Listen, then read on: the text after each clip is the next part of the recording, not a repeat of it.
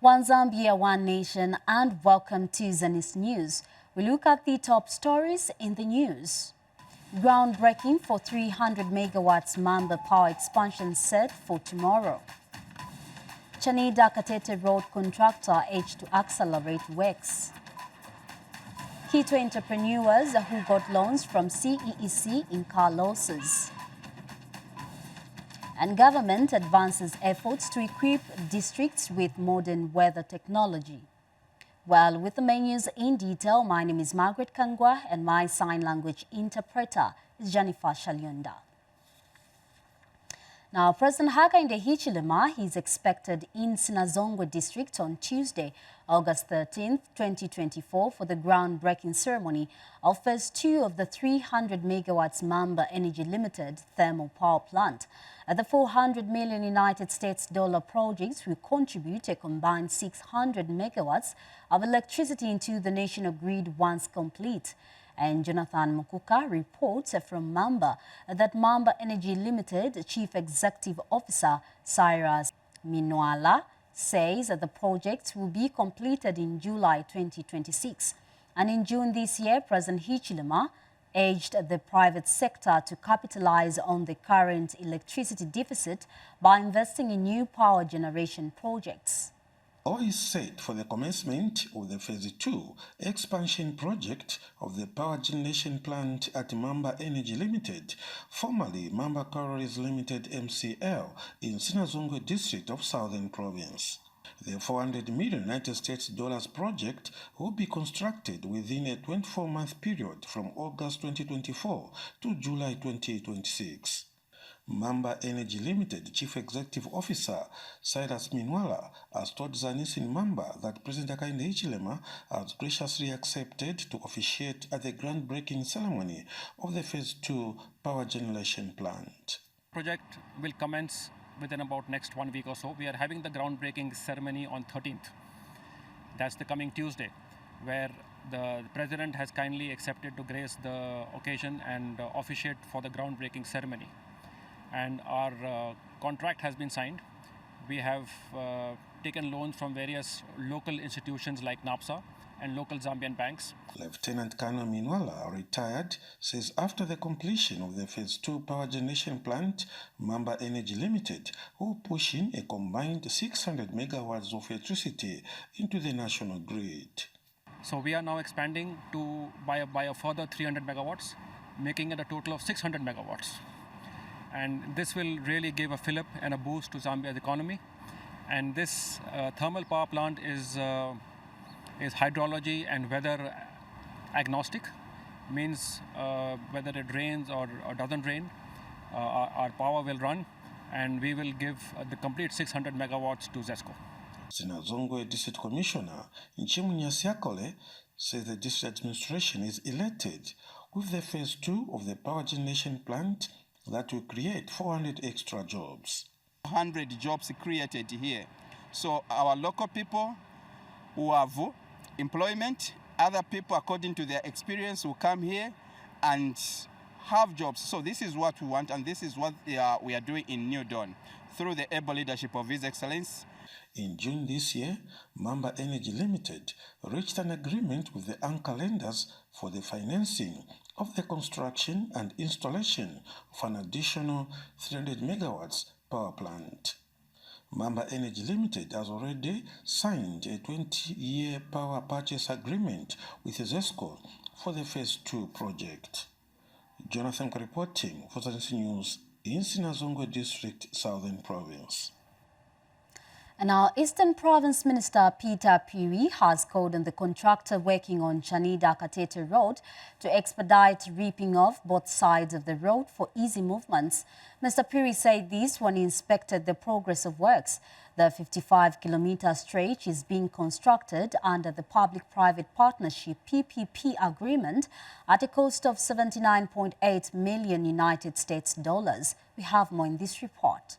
I think we have a very serious challenge coming from here, Chadiza. Our transporters are complaining highly of the state of the road. At one point we came here and we had agreed that they'll do something on the road so that our trucks can start running quickly, Mr. Anu. So we still appeal to you through your managers that are around. We say that they rip off the tarmac road and make it more motorable to especially the truckers. They are complaining they are breaking the cars. Over 1 month has passed since an assurance was given to the public on the detour or ripping of the road to ensure easy transportation. As works commenced on the Katete side of the road, Chadiza side remains the same, and Eastern Minister wants the road to be quickly worked on. Most of the time, you've seen the road from where you are ending from to here. It's quite terrible. Even our small cars that we are using to drive through the tarmac road is quite terrible. So my humble appeal, Director, is that you look into this issue also, because of course you are going to rip it off. Whether you like it or not, it is going to be done. So the better if you can send some equipment. Last time when we were here, we agreed, and you agreed that you are going to look into that. But it's now 2 months down the line, nothing has been done yet. An assurance has been given. In all of our activities on the site, we are guided by our client, who is RDA, and their preferred option was we commence works from Katete down, proceeding this way. But now that you have repeated your plea for us to at least start making this road more motorable by ripping off the existing tar, we will take this request to RDA and get their consent so we can immediately commence this. We had no problem. We will certainly move as fast as is required. The only thing is we have to follow the protocols and get authority from RDA. The Katete Chanida Road is paged at $79.8 million. The Butemwe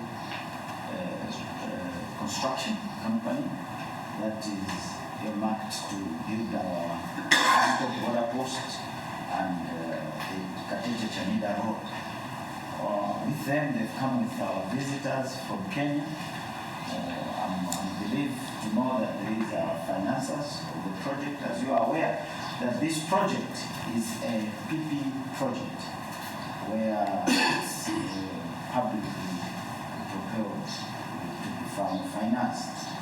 Jubel Sulu, Zanis, Chadiza District, Eastern Province. And our Minister of Small and Medium Enterprise Development, Elias Muvanga, says his ministry will help entrepreneurs affected by the effects of drought once the reports are submitted and accessed. Mr. Muvanga said this in an interview with Zanis following reports that some Quito entrepreneurs that got loans from the Citizens Economic Empowerment Commission, CEEC, and ventured into livestock and fish farming have incurred loss in their business projects due to the effects of the droughts recorded during the 2023 to 2024 farming season. Now, the entrepreneur says they are unlikely to pay the loans due to poor yields from the projects. Let us take a look at this. As the effects of the droughts continue to take a serious toll on agriculture, livestock and fish farmers, the Citizens Economic Empowerment Commission loans beneficiaries have not been spared.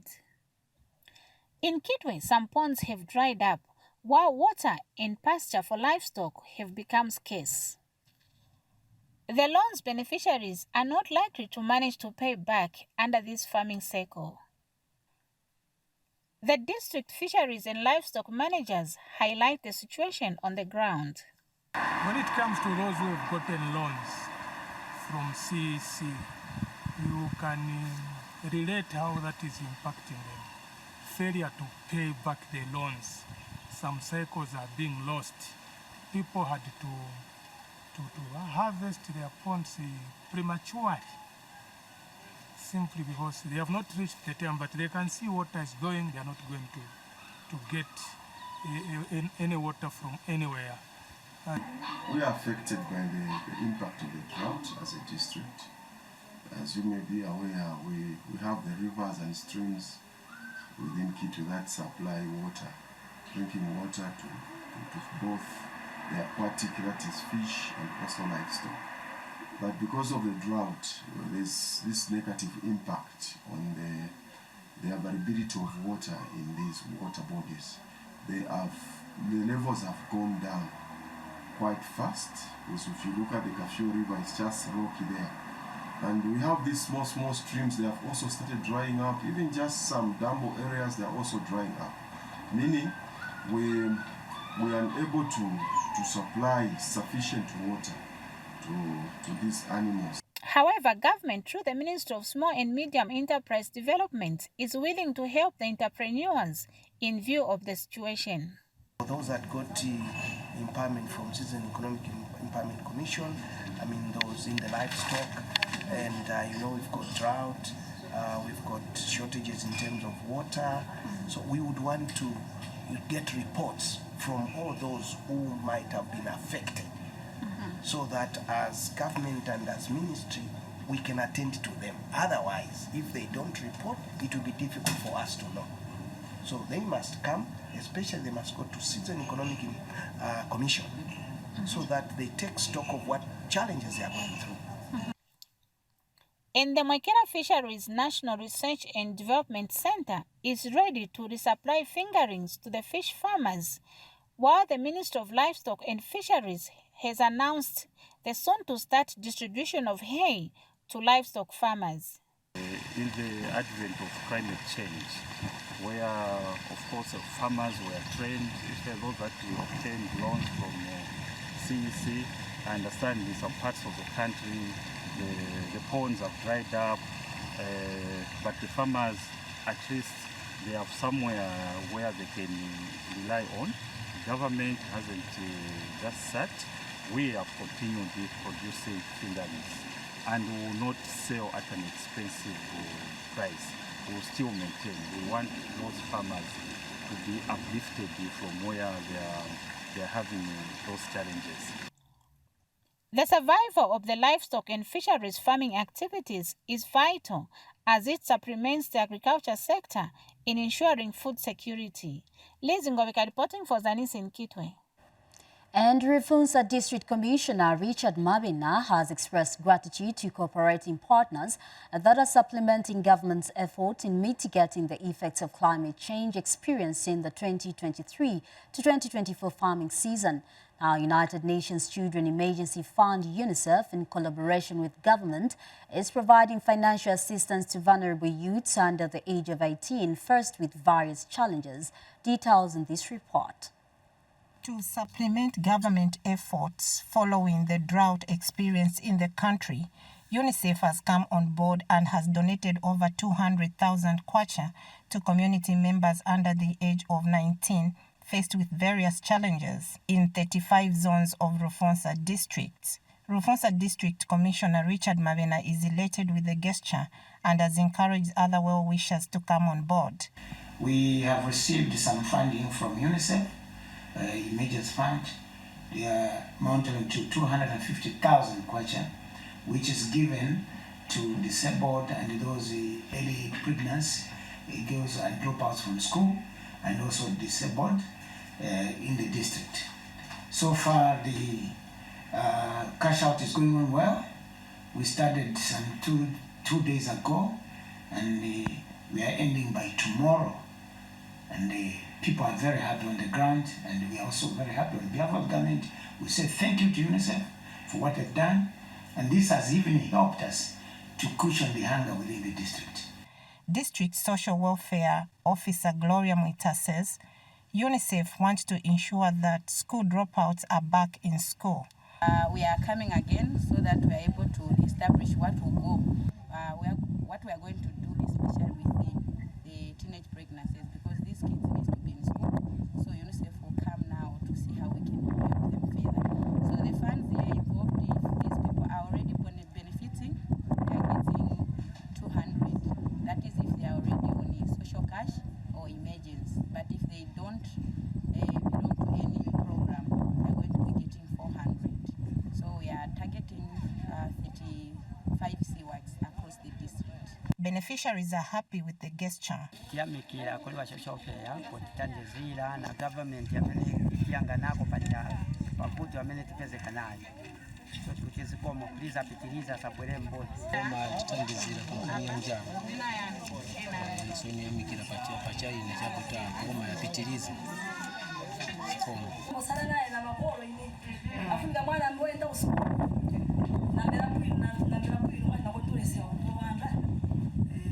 Reporting for Zanis in Rufonsa District, I'm Naomi Musala. Well, in other news, Central Province Minister Mwabashike Nkulukusa says he desires to see the province become self-sufficient through enhanced production in agriculture, mining and tourism sectors. Mr. Nkulukusa notes that the region, which is highly productive in agriculture, has huge potential to grow its economy. He said this when he met provincial heads of department in Kawe. The provincial minister says that the three sectors coupled with manufacturing can not only contribute to the province becoming the bread basket of the country, but also contributes to the country's gross domestic product, GDP. Mr. Nkulukusa further noted that there is need to stop illegal mining, stating that it should be formalized to ensure that citizens benefit from it. And speaking earlier, Provincial Permanent Secretary Milna Mwanakampwe says the province has collectively resolved audit queries, noting that in 2022 and 2023, the province did not appear before the Parliamentary Accounts Committee (PAC). In a vote of thanks, Provincial Principal Education Standards Officer Justin Kunda observed that achieving accelerated development in all sectors requires concerted efforts from all stakeholders.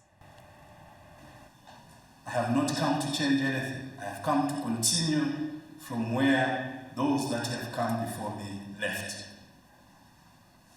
And to add a little bit of value, to fulfill it. The President has said, go and do those following things: agriculture, mining, and also tourism. And the best part also, we have a lot of manufacturing in Central Province. And we have good soils. So we really have nothing to cry to. We just have to work hard and ensure that we achieve. Strategic planning is the answer. What do we want to achieve in the next 2, 3, 4 years? I want to be a self-sufficient province where all social amenities can be found in the province. Education, health care, everything should be found in the province. Well, let us take our first break. Do get to join us for more news, including education stories. Woman Thou Art is a program that offers counsel to the female folk, sharing real-life experiences and providing guidance to the women and young girls on necessary steps and conduct that will help shape and nurture a sober society. Watch Woman Thou Art on Zanis TV every Wednesday at 18:30 hours on the Topstar channel, channel 6 DTT, and channel 458 DTH.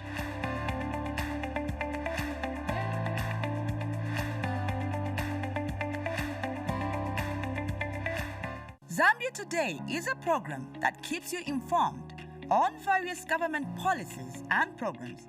Join us every Tuesday at 18 hours on Zanis TV, Topstar platform, channel 6 DTT, and 458 DTH. Don't miss.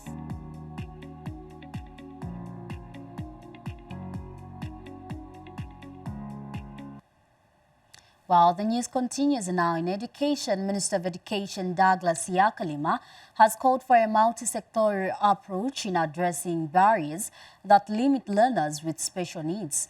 Now, speaking during the joint sectorial annual review agenda meeting in Lusaka, Mr. Yakalima says government is committed to investing in digital technologies and infrastructure in order to ensure inclusive educational practices. The minister said this in a speech read for him by his Permanent Secretary for Administration, Noriana Muneko. Minister of Education Douglas Yakalima has called for a multi-faced approach in addressing barriers that limit learners with special needs. Mr. Yakalima says that government is committed to investing in digital technologies and infrastructure in order to ensure inclusive educational practices. The minister was speaking today in a speech read on his behalf by the Ministry of Education Permanent Secretary for Administration, Noriana Muneku, during the joint sectorial annual review agenda meeting held in Lusaka. Our education agenda, I beg your pardon, is grounded in a clear and unwavering commitment to ensure that every learner, irrespective of their abilities, has access to high-quality education.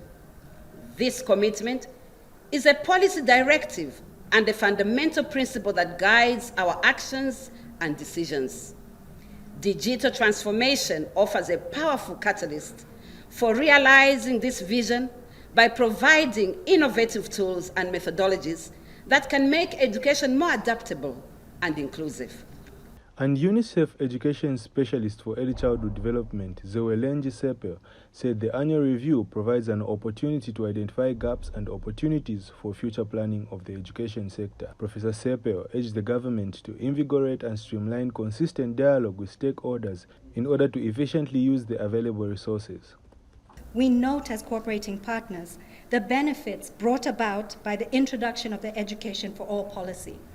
The introduction of this policy has led to an unprecedented increase in school enrollment at all levels of schooling.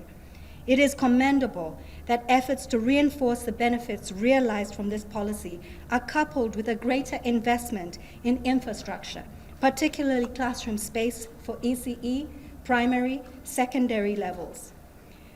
The Zambian government has begun to meet these increased pressures on the education system with the addition of school infrastructure, including over 400 ECE centers, over 600 adult literacy centers, and the completion, ongoing, and planned construction of secondary schools, as well as the procurement of nearly 17,000 desks and laboratory equipment in technical, educational, vocational, and entrepreneurship training, or TVET, institutions.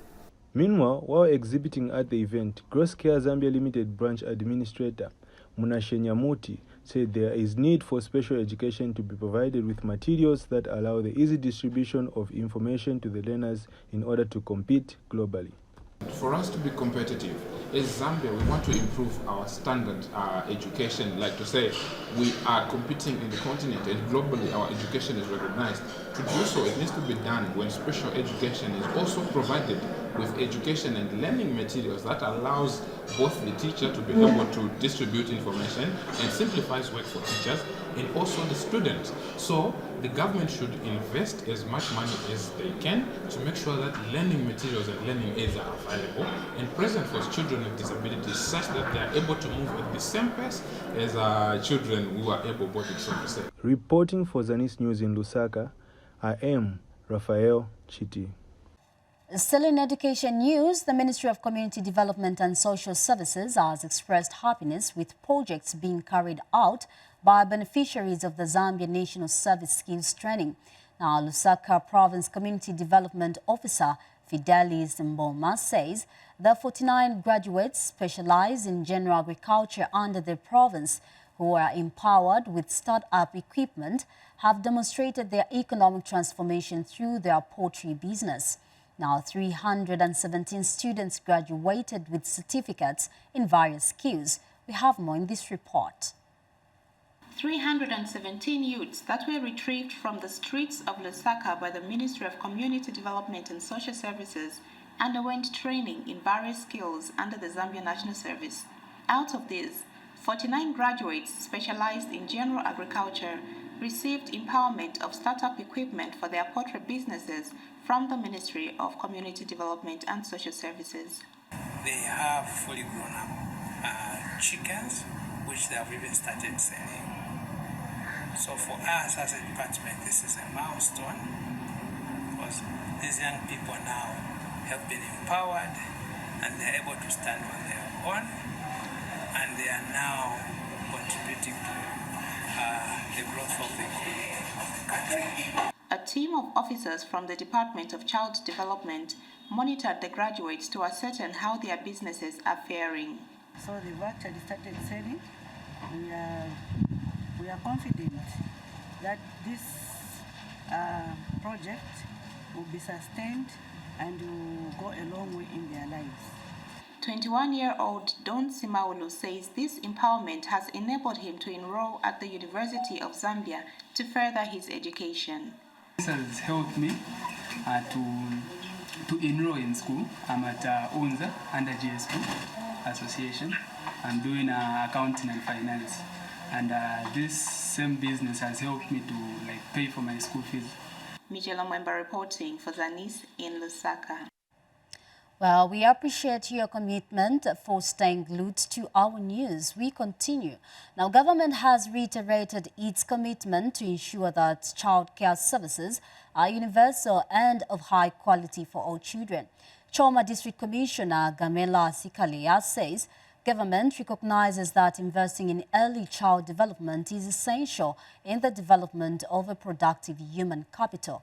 Mr. Sikalia was speaking in a speech read on his behalf by District Administrative Officer Hope Chiposo at a childcare stakeholder meeting organized by the Early Childhood Development Action Network Zambia.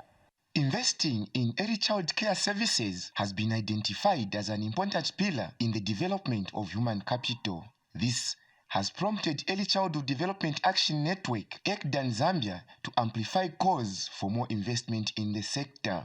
However, government is already prioritizing this concern. As government, we are working to make sure childcare services should and are universal, of high quality care, and available to all children, not just those who can afford it. With the whole of government approach, we are leaving no one behind on this important agenda. Childcare forms the foundation of holistic development and prosperity of any nation. Increasing investments in this area has high returns on investment, and we call upon more actors to support issues of early childhood development and child care in our country. Olivia Nchizuka is EDCAN Zambia board member. So we are engaging stakeholders and calling for action, advocating for action in this space, that this is the best space to invest in if at all a country has to develop. It's evidence-based that intervening in childcare spaces, intervening in early childhood development is a critical strategy towards human capital development. Meanwhile, the Department of Child Development in Southern Province is calling for collaborated efforts from more stakeholders to improve child care services. Let us recognize that children are foundation of our communities and prioritize their development and well-being. I urge us all to adopt a collaborative approach involving state and non-state actors to work towards a brighter future for our children. Wakumelo Stali, reporting for Zanis in Choma District, Southern Province. Now, in a related development, CHILDLINE, LIFELINE Zambia, a non-governmental organization engaged in safeguarding of children's welfare in Katete District of Eastern Province, has anticipated a surge in teenage pregnancies and child marriages following the drought disaster that the country experienced in the previous farming season. Now, speaking during an awareness meeting in Chieftainess Kawaza's chiefdom, CHILDLINE, LIFELINE awareness team lead Clayford Musute says due to the prolonged dry spell experienced in the country, many children are at high risk of teen pregnancies and child marriages, hence the need for increased efforts aimed at addressing the impact. Let us take a look at this. Efforts to address the effects of the prolonged dry spell have heightened with institutions such as CHILDLINE, LIFELINE Zambia, in partnership with the United Nations Population Agency, are raising awareness on the need to protect children in the wake of the disaster. CHILDLINE, LIFELINE Zambia was on the ground in Chieftainess Kawaza's chiefdom. We have discovered that we may have high numbers of teenage pregnancies, high numbers of children getting into marriages. So we thought of coming up with a program working together with the United Nations, the Population Agency, to make sure that we're able to raise awareness on not only on the services that we are offering as an organization, but also to talk to many stakeholders and members of the community on the dangers of taking young children into early marriages, and also trying to avoid the issues of teenage pregnancies even within the district and within the province. Meanwhile, Kawaze Chiefdom and Gender-Based Violence Committee Secretary Walaza Lungu said in a bid to support vulnerable children to go to school, the chiefdom had distributed more than 1,000 exercise books.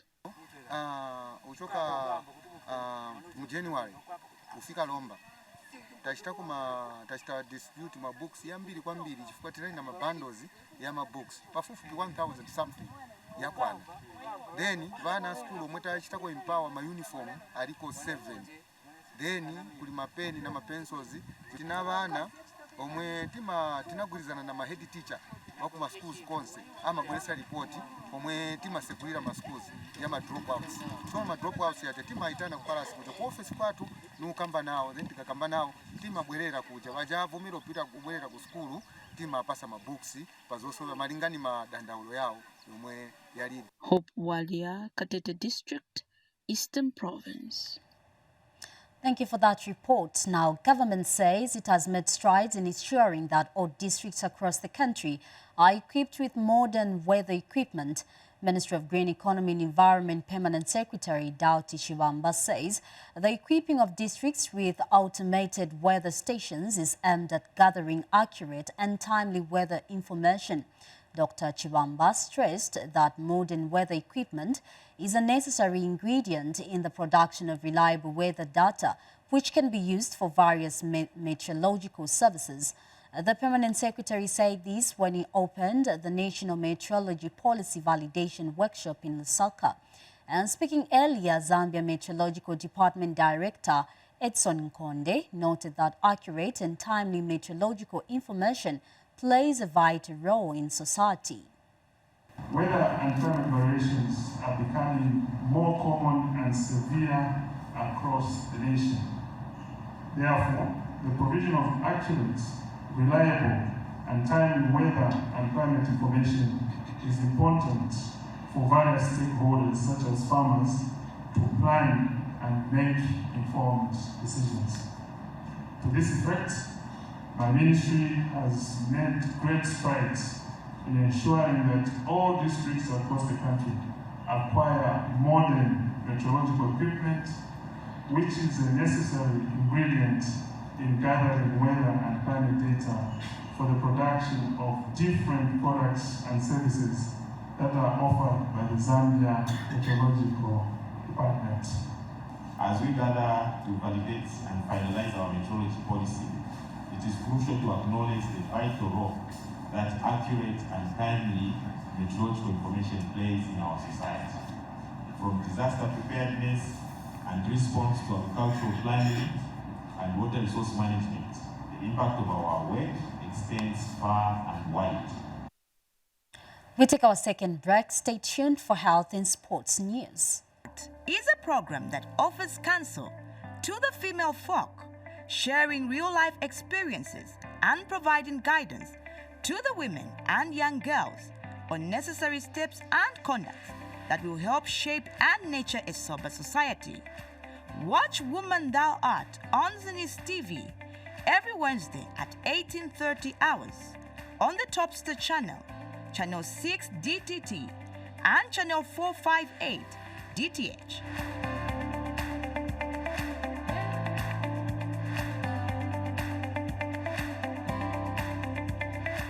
Zambia Today is a program that keeps you informed on various government policies and programs. Join us every Tuesday at 18 hours on Zanis TV, Topstar platform, Channel 6 DTT, and 458 DTH. Don't miss.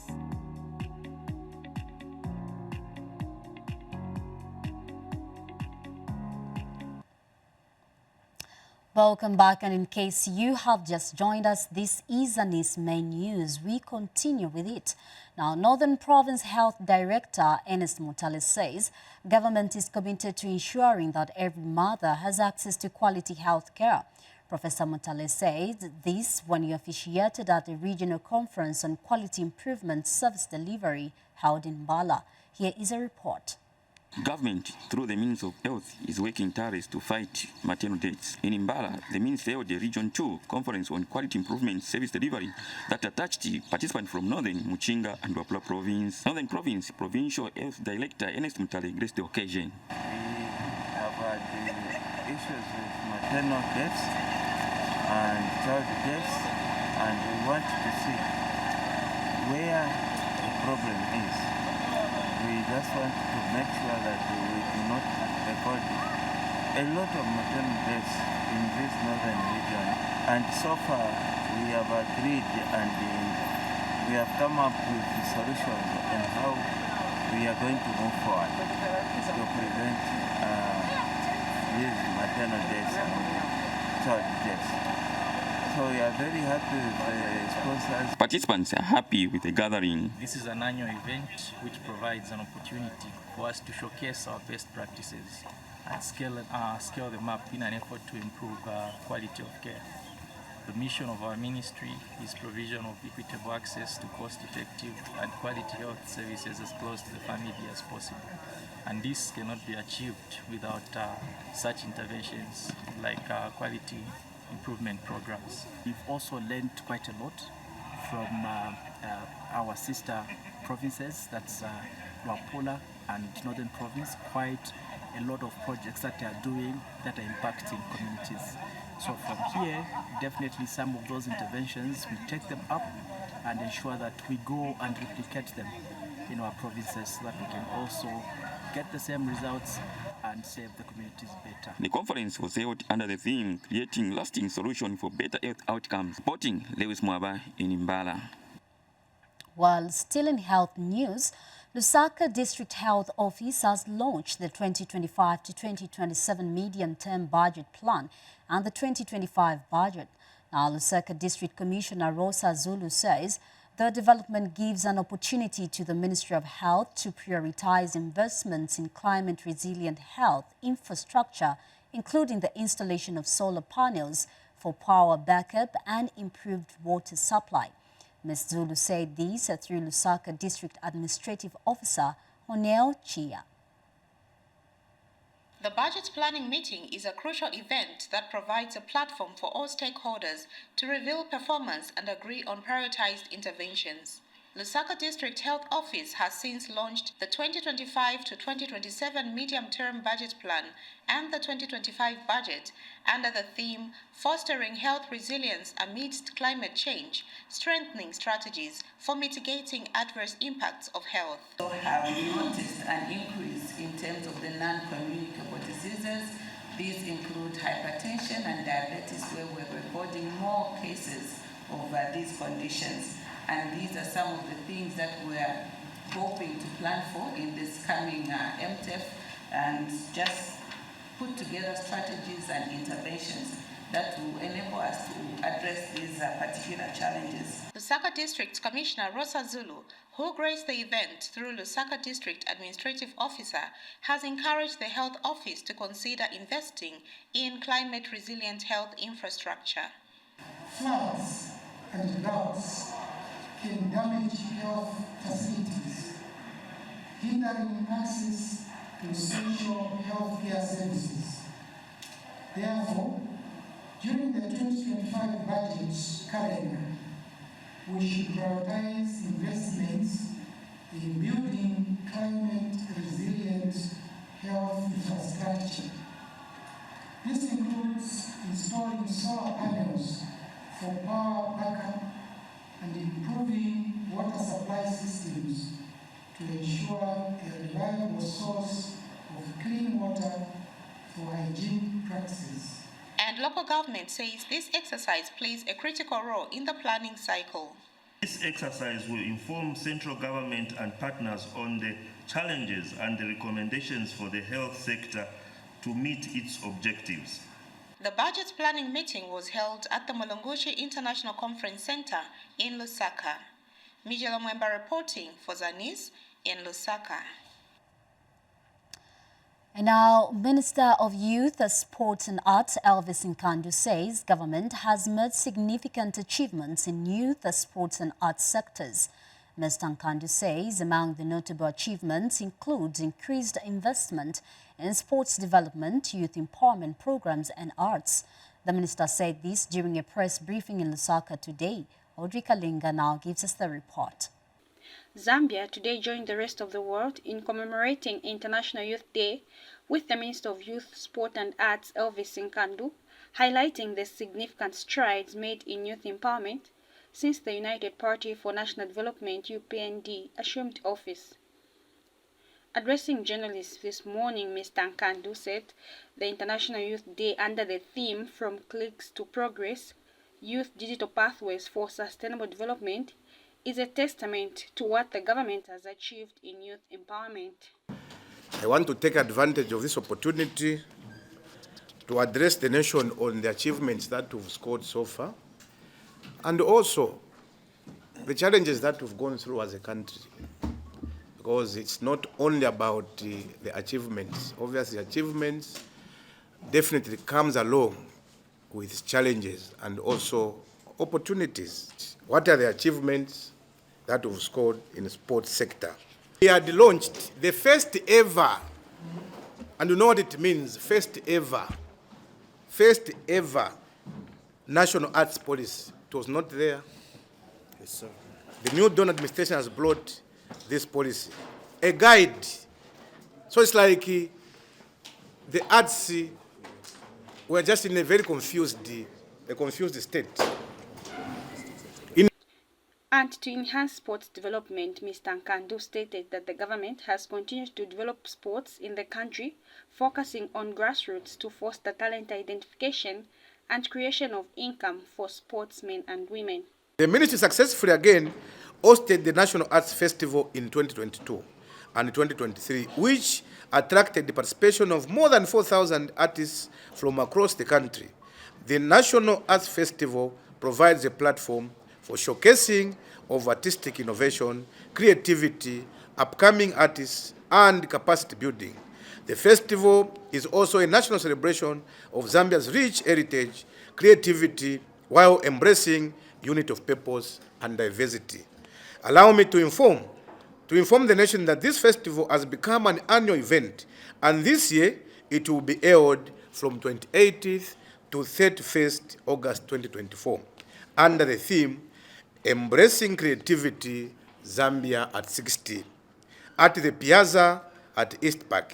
More, we urge members of the public, including you guys, we urge all of you, the public also, to attend this event in order to appreciate Zambia's culture and heritage. Mr. Nkandu also emphasized the ministry's focus on the arts, which has led to the establishment of a new arts department and the launch of the first ever national arts policy. He noted that these developments are aimed at providing a legal framework and direction for the sector. We had launched the first ever, and you know what it means, first ever national arts policy. It was not there. Yes, sir. The new Dawn administration has brought this policy, a guide. So it's like the arts were just in a very confused state. Now this new Dawn government thought it was important that we launch the policy so that it acts as a guide. In fact, where we are, have you seen Pirato here?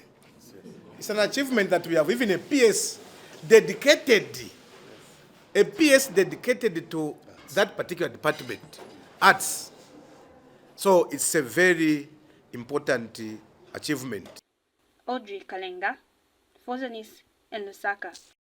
We have now come to the end of the news, a reminder of stories that made us headlines. Groundbreaking for 300 megawatts Mamba power expansion set for tomorrow.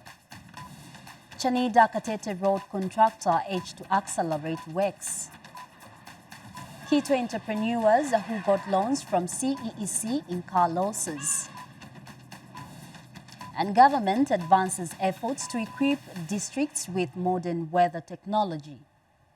Well, that is all we had for you, and on behalf of the entire news production crew here at Zanis, thank you so much for being with us.